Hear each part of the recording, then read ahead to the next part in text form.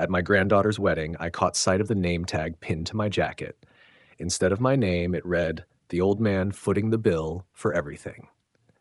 Right beneath that, in smaller print, it said, "Glad you could make it." My stomach tightened. Before we continue, please subscribe to stay updated on our latest stories. I had always thought family gatherings were supposed to bring joy. My granddaughter Heather's wedding was meant to be one of those golden days, the kind you treasure forever. But that celebration turned into the moment I realized how my own family really viewed me. The morning of the wedding, I took extra care getting dressed. I am 65 now. I am not the type to fuss over appearances, but I wanted to look sharp. I chose a pale blue suit my late wife, Ruth, had always liked. I combed my gray hair neatly, polished my shoes until they shone, and even dabbed on a touch of the cologne she had given me for our last anniversary together, before cancer claimed her 3 years back. "You look good, Dale," I muttered to my reflection, hearing Ruth's voice in my head as though she were right there beside me.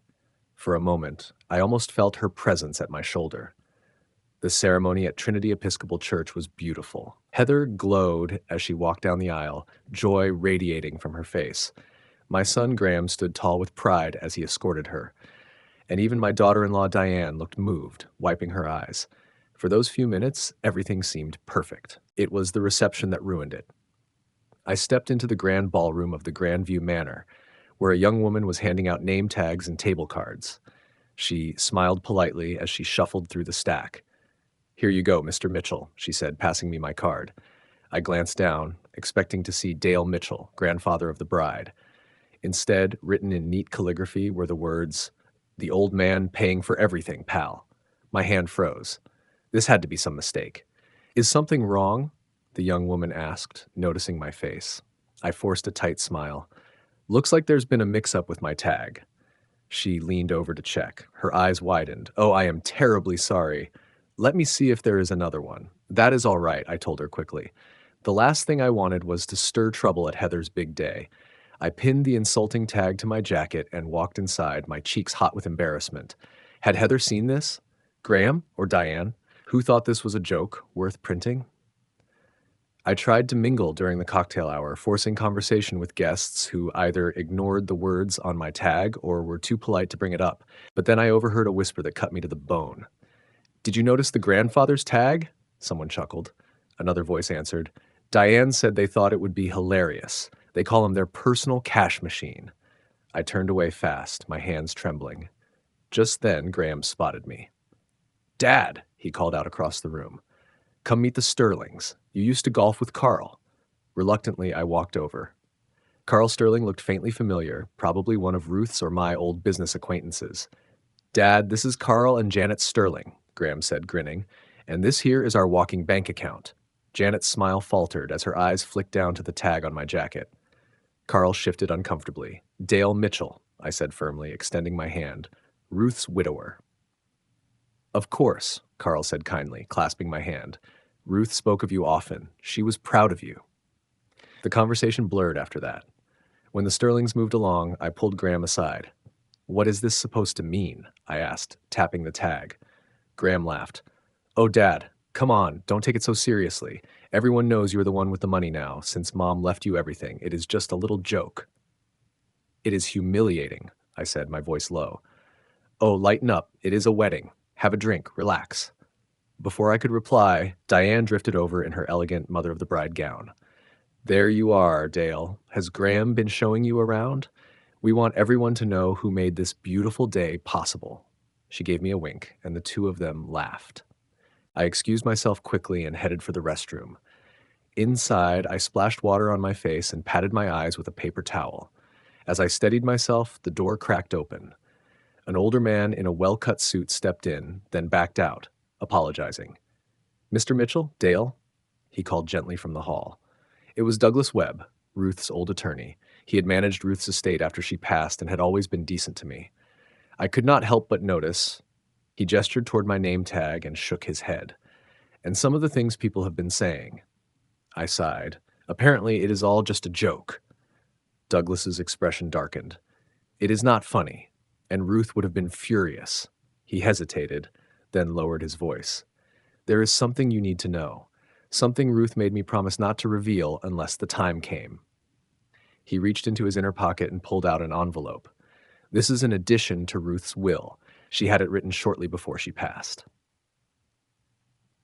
I tore open the envelope with shaky hands and scanned the pages. The legal wording was thick and formal, but the message could not have been clearer.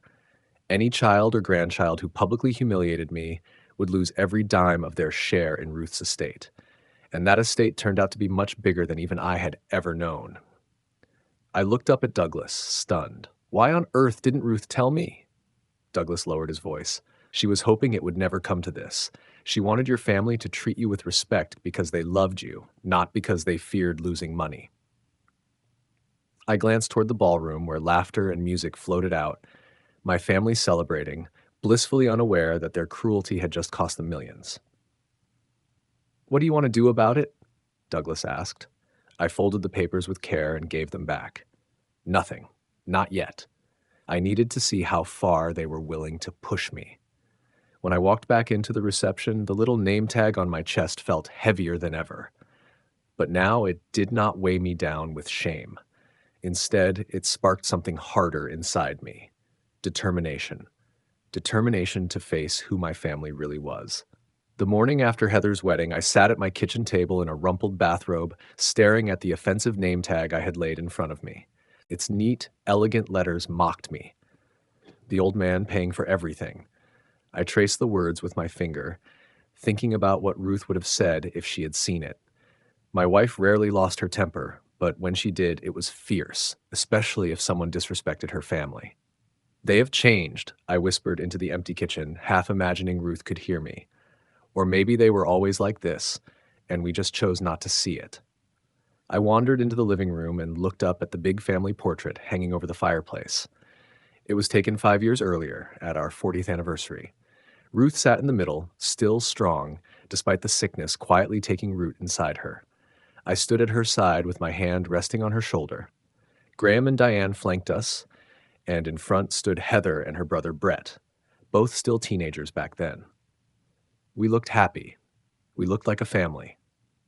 When had that picture stopped being the truth? The question gnawed at me as I made a cup of tea. Maybe the shift had been slow, so gradual that I did not see the respect slipping away until it was gone. The first time I really noticed was about 6 months after Ruth's funeral. Graham and Diane had invited me over for dinner, rare even then.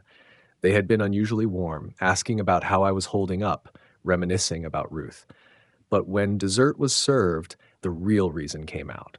Dad, Graham said as he refilled my wine glass, Diane and I have been thinking about redoing our kitchen. Nothing fancy, just new appliances, countertops, that sort of thing. That sounds nice, I answered, not realizing what was coming next. The thing is, Diane added smoothly, between tuition for the kids and other expenses, things are a little tight right now. Then came the pause. Then the expectant looks. You are asking me for money? I said. Not asking, Graham replied quickly. But since Mom left you well taken care of, we thought maybe you would want to help out the family. That night, I wrote them a check for $25,000. Looking back, I know now that was the start of it all. Small asks turned into bigger ones. That kitchen remodel grew into a full-blown renovation. Tuition help became brand new luxury cars for Heather and Brett when they turned 18. Vacations that I was invited to attend but also expected to pay for became a regular thing. One morning, I pulled a cardboard box from the hallway closet and spread my financial records across the floor. Sitting there cross-legged, I sifted through bank statements and old checks, adding it up. The numbers were staggering. In 3 years, I had handed Graham and Diane nearly $200,000. The phone rang, jolting me. It was Diane. Dale, are you home? I had been calling your cell phone. I realized my cell was still tucked in the pocket of last night's suit jacket. Yes, I am home. What is it? Oh, nothing urgent, she said in that syrupy voice I had come to recognize. Graham and I just wanted to thank you for everything yesterday. Wasn't the wedding beautiful? Yes, I said carefully. It was lovely. Heather and Scott are so grateful for your generosity. They never could have had such a wedding without you. I closed my eyes, remembering the $35,000 check I had written for the venue and catering. I was glad to help, I said. Actually, that is partly why I called, Diane went on, her tone honey-sweet but sharp underneath. Scott's parents were supposed to cover the honeymoon, but his father's business is struggling and they had to pull out. Heather is devastated. She and Scott set on 2 weeks in Bali. In Bali. I could see it coming from a mile away.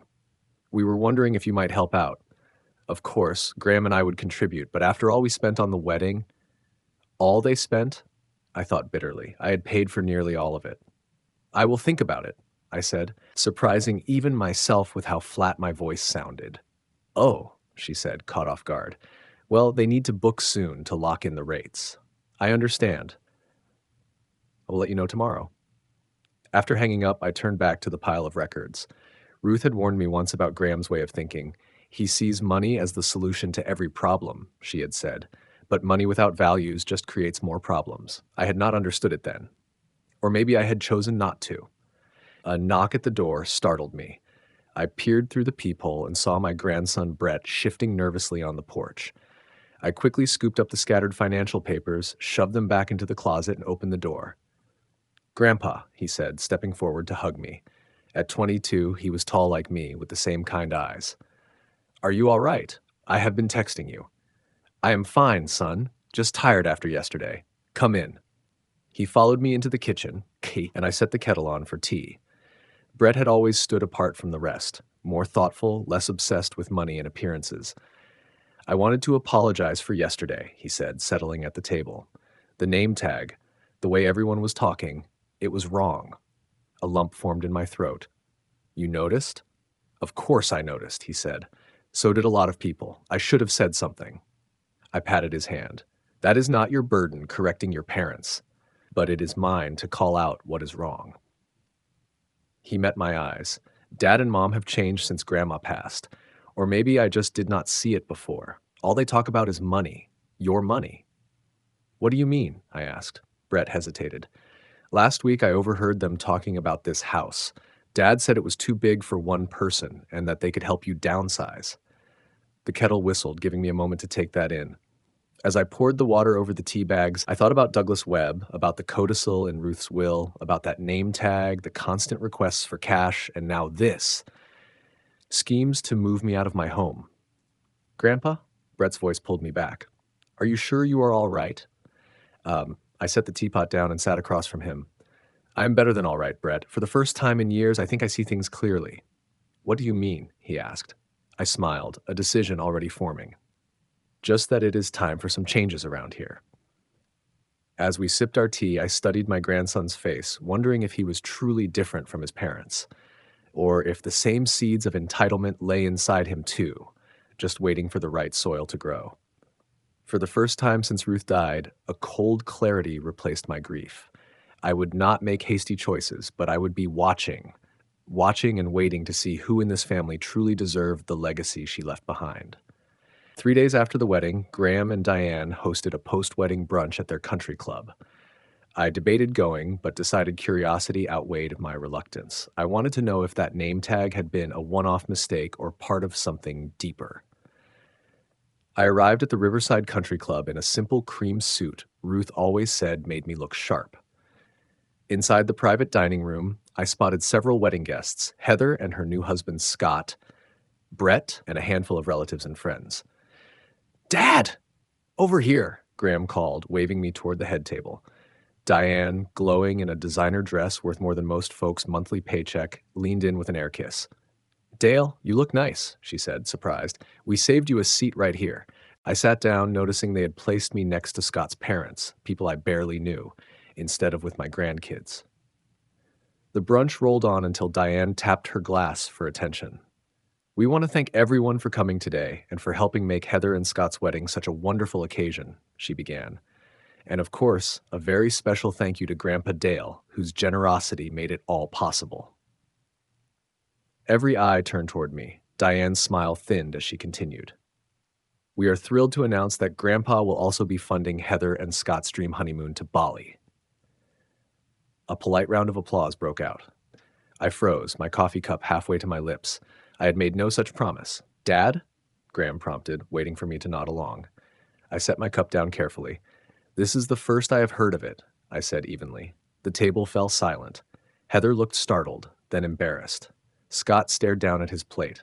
Well, Diane said with a brittle laugh, we talked about it yesterday, remember? You said you would think about it. Yes, I answered, and I am still thinking. Graham leaned toward me, voice low but loud enough for the table to hear. Dad, do not make a scene. We already told them to go ahead and book the trip. Something inside me snapped. A thread stretched thin for years finally broke. I do not recall agreeing to pay for a honeymoon in Bali, I said clearly, so there was no mistaking my words. As I remember, that was Scott's parents' responsibility. Scott's father shifted uncomfortably. There were some business setbacks, he muttered. I understand, I said kindly. Things happen, but it is not right to volunteer another person's money without their say-so. Do you not agree? The whole table went silent. Diane's face turned red. Perhaps Heather and Scott could consider a more modest honeymoon, I suggested, one within their means. Diane hissed back, What about your means? Everyone knows Ruth left you more than comfortable. The tone in her voice, entitled and bitter, snapped something inside me. My finances are not up for public discussion, I said firmly, and neither are my choices. Graham clamped a hand on my arm, squeezing hard. Dad, stop it. You are embarrassing us. I pulled away. No, Graham, you embarrassed yourselves. I stood, smoothing my jacket. Heather, Scott, I wish you both every happiness. I will gladly discuss helping with a reasonable honeymoon, but privately, not like this. As I turned, Brett rose too. I will walk you out, Grandpa. In the lobby, away from the crowd, my hands shook as I fumbled for my keys. You okay to drive? Brett asked gently. I nodded, steadying myself.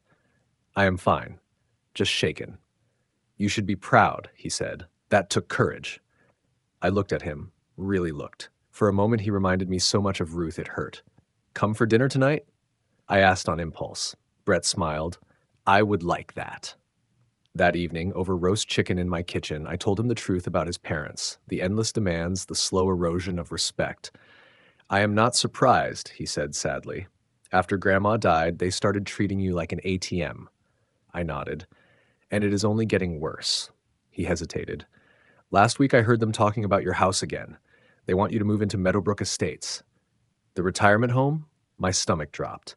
That house was my sanctuary, built with Ruth over a lifetime. Brett added quietly, Dad said the market is hot, that they could help you maximize your investment. So it was not just my money. They wanted my home too. Brett, there is something you should know, I began, ready to share the codicil Ruth had left. But before I could, the doorbell rang. Graham's car sat in the driveway. It is your father, I muttered. You do not have to open it, Brett said, jaw tight. But I was done hiding. No, time to clear the air. Graham shoved past me, face red. What the hell was that stunt at brunch? Then he spotted Brett. What are you doing here? Having dinner with Grandpa, Brett replied evenly. Something you should try without asking for money. Graham's eyes narrowed. Stay out of this. This is between your father and me. No, I said firmly. If we are talking, Brett stays. I am tired of secrets. Let us lay it all out. Graham paced the room like a caged dog. I have had enough of your attitude, Dad. First you embarrass us at brunch, now you are poisoning Brett against us. I sat calm in Ruth's old chair, hands folded. Brett leaned on the fireplace, arms crossed, his eyes full of disappointment. No one is poisoning anyone, I said. We are simply naming what has been happening since your mother died. And what is that? Graham snapped. You and Mom treat Grandpa like a bank, not family, Brett said before I could answer. The name tag at the wedding, pushing him to pay for Bali, talking about selling his house behind his back. Graham flushed. So you've been spying on us? I have been paying attention, Brett shot back. Graham turned to me, softening his tone. Dad, you are misunderstanding. We are just trying to help you manage your money wisely. You are not getting any younger. I am 66, not 96, I cut in. My mind is sharp, and I can handle my own affairs. But Mom left you so much. Enough, I raised my hand. Ruth left me exactly what she meant to. Her estate is not your piggy bank. His smile vanished.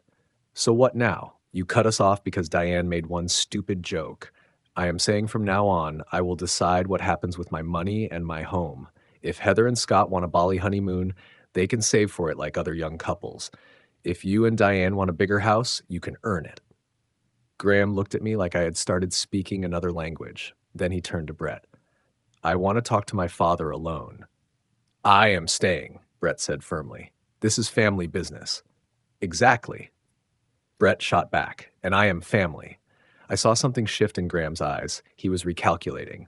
Alone, he could always twist me around, use guilt, grief, or my need for peace. With Brett watching, those tricks would not work.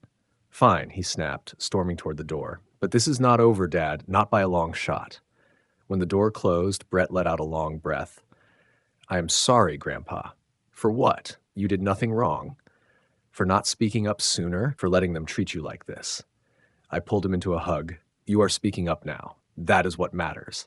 After he left, I sat alone in the silence, thinking about Ruth, about the codicil, and about the family we had raised. Had we failed Graham somewhere along the way, or had this entitlement always been part of him? The bigger question was, what should I do now? Slowly, the answer came. Instead of waving the codicil in their faces, which would only scare them into false respect, I would let them reveal themselves. Meanwhile, I would quietly take back my independence. The next morning, I called Douglas Webb. Dale, he said warmly. I hoped you would call after the wedding. I told him about the brunch and Graham's angry visit. I need to know exactly what Ruth left behind, not just the codicil, the whole picture. Better we discuss this in person, Douglas said. That afternoon, I sat across from him in his polished office as he went through everything. The numbers stunned me. Ruth built several companies, sold them at the right time, and invested carefully. Her portfolio weathered every downturn, Douglas explained. I knew we were comfortable, I muttered. But this, Douglas smiled. She told me often, you married her when she had nothing but potential and an old Chevy. She never wanted you to feel trapped in wealth or judged by it. I chuckled softly. That sounds just like her. As for the codicil, Douglas continued, it is simple but powerful. Any descendant who humiliates you in public loses their inheritance. The wedding name tag alone qualifies, the brunch too. But you do not need to act immediately. The codicil stands for your lifetime. I nodded slowly. And if I want to make my own adjustments to my will, to how my assets are handled, what changes are you thinking of? Douglas asked. By the time I walked out, I had a plan. No shouting matches, no ultimatums, just a quiet reclaiming of my life. First, I called my old friend Helen to arrange lunch. We had not met in years. Then I stopped by the community center and picked up a brochure for their adult classes. Ruth had always pushed me to keep at my painting. Maybe it was finally time. That night, I sat down at my computer and started reading about small business loans. Brett had once mentioned wanting to open a bookstore after college, but worried about the startup costs. Putting money behind his dream felt like a far better use of my resources than funding endless vacations and renovations. When the phone rang and Diane's name flashed on the screen, I let it roll to voicemail. The old Dale would have answered immediately, anxious about what demand or emergency was waiting, but that man was gone. In his place stood someone learning to recognize his own worth. Later, I listened. Diane's voice was smooth, almost rehearsed. Dale, it's Diane. Graham told me about your talk last night. I think there's been a misunderstanding. We've always wanted what's best for you. Graham and I thought we could have dinner this weekend to clear the air. Oh, and Heather mentioned you might reconsider the honeymoon? They really need to book soon to get the best rates. Call me back. I deleted the message without answering. Instead, I opened my checkbook and wrote a modest gift for Heather and Scott, enough for a pleasant trip, maybe New England, but not Bali. I slipped the check into a card with a warm note and sealed it. That was the start of my new approach. No fights, no drama, just firm boundaries. Ruth would have approved. The next 6 months passed in a blur of steady change. I enrolled in painting classes at the community center, reconnected with old friends, and spent more time with Brett, who visited often. I helped him with seed money for his bookstore plan, which was starting to look promising. Graham and Diane's behavior swung between cold distance and clumsy attempts to cozy back up. When ignoring me didn't work, they would suddenly drop by with forced smiles. Within minutes, the conversation always turned to money. Their house projects, Heather wanting to buy, or their own retirement. Every time I gave the same reply, smiling as I said it, I am not discussing my finances. They didn't take it well. Diane's texts turned sharp, Graham's calls more demanding. But I had finally found strength in silence and in the walls I was building around my life. When my 67th birthday came around, Brett insisted on hosting a small gathering at my house. "It's time they remember whose home this is," he said, with a grit that reminded me of Ruth. That morning, I worked in my garden, trimming roses and finding peace in the simple task. The garden had suffered during the years I spent catering to Graham and Diane's demands. Now it was thriving again, just like me. By afternoon, the house was ready. Brett arrived early to set out snacks. "Are you sure you're ready for this?" he asked, arranging a platter. "As ready as I'll ever be," I said, smoothing my new red shirt, bold and confident, something I never would have worn before. "Besides, it's just dinner." We both knew it was more than that. For the first time in months, the entire family would sit under my roof: Graham and Diane, Heather and Scott, and even a few of Ruth's old friends, including Douglas Webb. The doorbell rang at 5 sharp. Graham and Diane stood there, their smiles so forced they looked painted on. "Happy birthday, Dad," Graham said, handing me a bouquet of store-bought flowers. "You look different," Diane added, her eyes flicking over my shirt, my styled hair, the touch of makeup I had learned to apply in class. "Thank you," I said simply, stepping back to let them in. Heather and Scott arrived soon after, followed by Douglas and another couple who had been close friends of ours. I moved through the greetings calmly, something I never could have done 6 months earlier. At the table, I noticed Graham's eyes scanning the house, assessing. Diane's gaze kept going back to the new painting on the wall, a landscape I had painted myself. "Did you redecorate, Dale?" she asked, her tone uneasy. "Just a few updates. I've been taking painting classes." "Painting classes?" Graham repeated, like I'd said I was piloting a spaceship. "Grandpa's good at it," Brett said proudly. "He's already sold 2 pieces at the community art fair."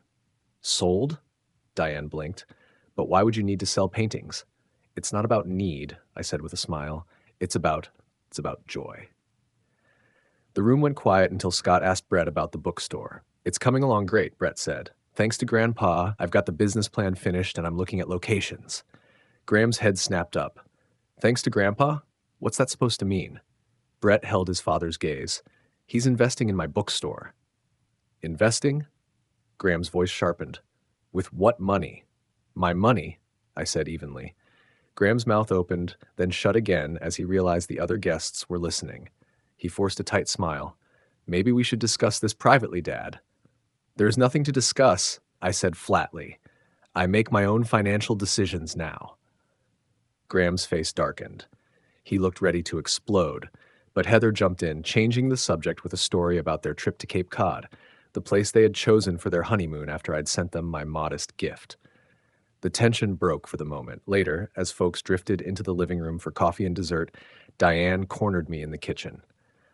"Dale, what's going on with you?" she hissed.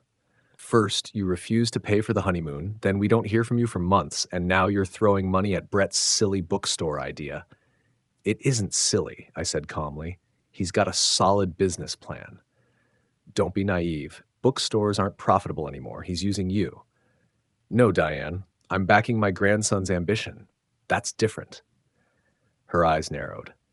"Graham and I think it's time you move somewhere more manageable. Meadowbrook Estates has lovely apartments. If you sold this house, it would help all of us." So Brett had been right. Their plan was out in the open. "This house isn't for sale," I said firmly, "and where I live is not up for discussion." Before she could snap back, Graham appeared in the doorway. "Everything all right in here?" "Just fine," I said, lifting the cake I'd baked that morning. "Shall we have dessert?" Back in the living room, as I cut slices, Graham cleared his throat. "Before we move on, Dad, there's something Diane and I want to talk about." I froze, the knife in my hand. This wasn't in the evening's plan. "We're concerned about Dad's decision-making," Graham announced. "He's making reckless choices, shutting us out, refusing family guidance." The room went silent. "We think it's time to consider a power of attorney," he added, "for his own protection." Douglas Webb set his cup down with deliberate care. "That's a serious step, Graham. Do you have proof of diminished capacity?" "He's funding a bookstore in the digital age," Graham said bitterly. "He refuses sensible downsizing. Isn't that proof enough?" I felt an unexpected calm. I'd known this moment was coming since the day I first told him no. "Your father seems perfectly competent to me," Douglas said evenly. Bad decisions in your eyes aren't proof of incapacity. You don't understand, Graham snapped. He always leaned on Mom, then on me. Now suddenly he's making irrational choices. Enough, I said, setting down the knife. I am not irrational. I am not incapacitated, and I don't need your guidance. Dad, be reasonable. I've been reasonable for 3 years, I cut him off. I've paid for your renovations, your vacations, your cars, your daughter's wedding. I've let you treat me like a bank instead of a father. That ends tonight. Graham's face turned red. Is this what you want, to humiliate us in front of everyone? To make us out as villains? No, Graham, I said quietly. You manage that on your own. You selfish old man, he spat, pushing up from his chair so hard it nearly toppled. After everything we've done for you. Graham, Diane tugged at his sleeve, suddenly aware of how this looked to the others, but he ignored her. You think you can just cut us off? Mom would be ashamed of you. That was when Douglas cleared his throat, his voice calm but cutting. Actually, Graham, your mother anticipated this very situation. The room went still. Graham froze, his mouth hanging open, as Douglas reached into his jacket and pulled out the familiar envelope. Ruth added a codicil to her will before she passed, Douglas explained. She worried about how Dale might be treated once she was gone. What codicil? Diane blurted, finding her voice first. Douglas glanced at me for permission. I nodded. It states that any descendant who publicly humiliates Dale loses their inheritance, Douglas said steadily. That includes disrespecting him, trying to control his finances, or forcing him out of his home. That's ridiculous. Graham stammered. Mom would never. She did, Douglas cut him off, and as executor, I've been documenting incidents these past months. Then he turned to me. Dale, do you want to enforce the codicil? Every eye in the room shifted to me. Graham and Diane's faces had gone pale, their shock plain. Heather looked embarrassed, confused. Brett met my gaze with quiet support. Yes, I said finally. I do. Graham collapsed back into his chair, all the fight drained out of him. You cannot be serious, Graham spat. I have never been more serious, I replied.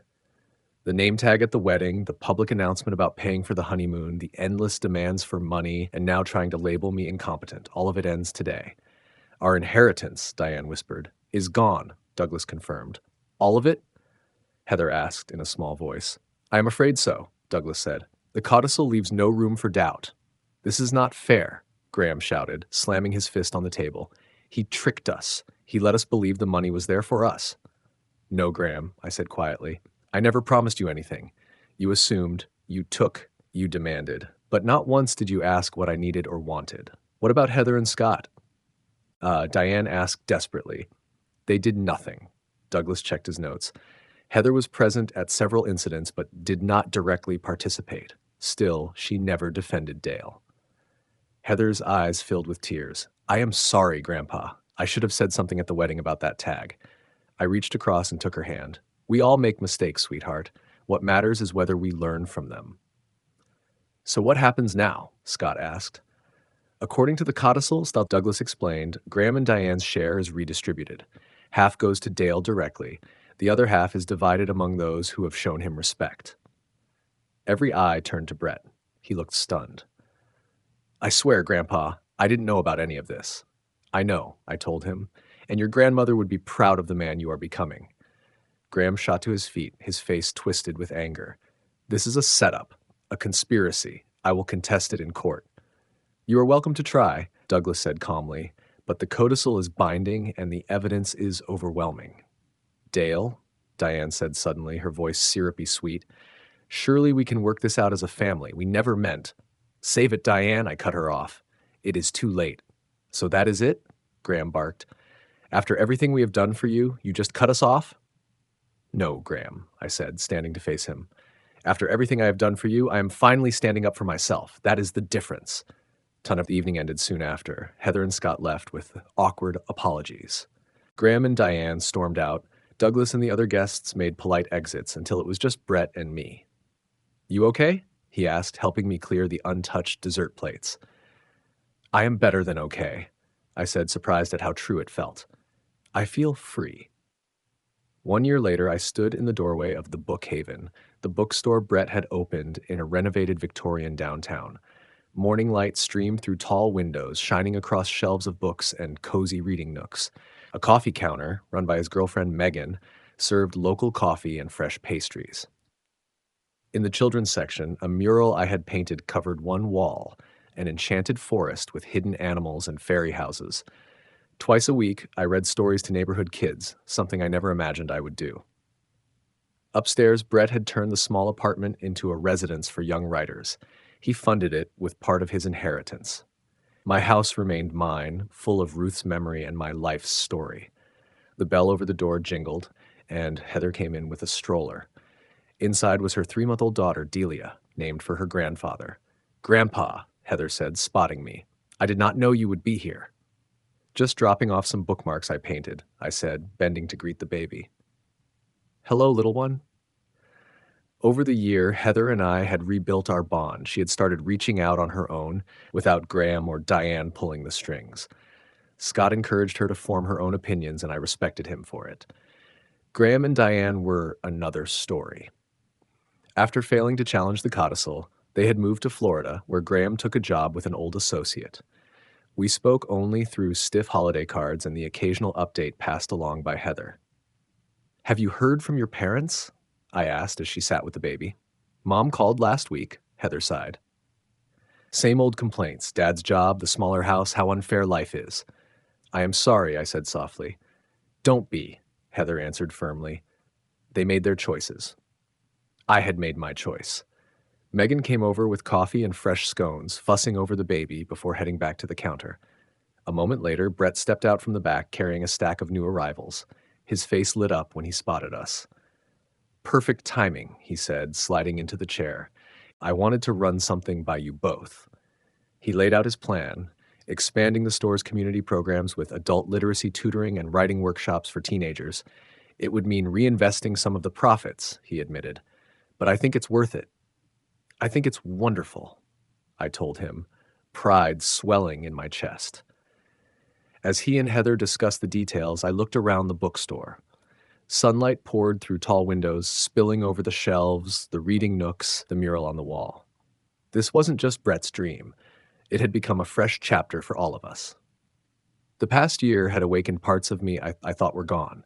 I had made new friends, poured myself into painting, even started traveling again. At first, just short weekend trips, then 2 weeks in Italy with a senior tour group. That was where I met Victor, a widower from Boston with kind eyes and a dry wit. Now he called me every Sunday. Ruth would have approved, not just of the bookstore or my independence, but of the fact that I had finally learned to draw boundaries. She had tried to protect me with her codicil, but in the end, I had learned to protect myself. The baby let out a cheerful gurgle, pulling me back into the moment. This was my family now, not perfect, not whole, but real. From the wreckage of disappointment and betrayal, we had built something new, and it was beautiful. "What do you think, Grandpa?" Brett asked, drawing me into the conversation. I looked at him, at Heather, at the little one who carried our future, at the bookstore that had been born from respect instead of greed. "I think," I said, smiling, "that this is exactly where we're supposed to be." To hear the next story, click the box on the left. And as always, thank you for watching.